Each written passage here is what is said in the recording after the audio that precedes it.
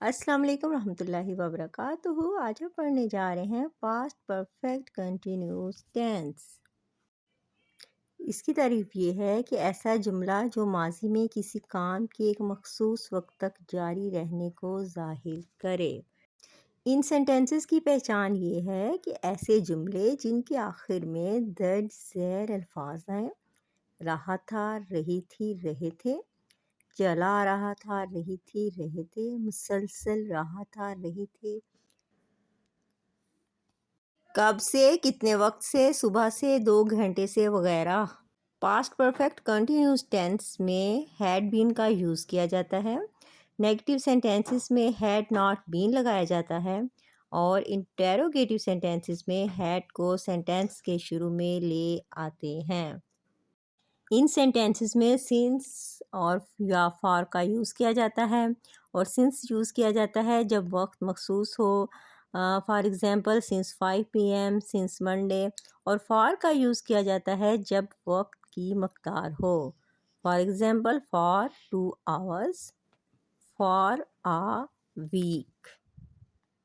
यहाँ पर सब्जेक्ट के साथ हैड भी लगाया जाता है और वर्ब की फर्स्ट फॉर्म के साथ आईएनजी लगाया जाता है।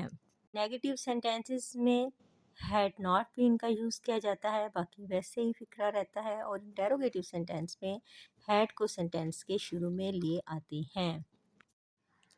He had been playing football since morning. वो सुबह से फुटबॉल खेल रहा था। They had been studying for 2 hours. वो 2 घंटे से पढ़ाई कर रहा था। She had been cooking dinner for her family. वो अपनी फैमिली के लिए खाना बना रही थी।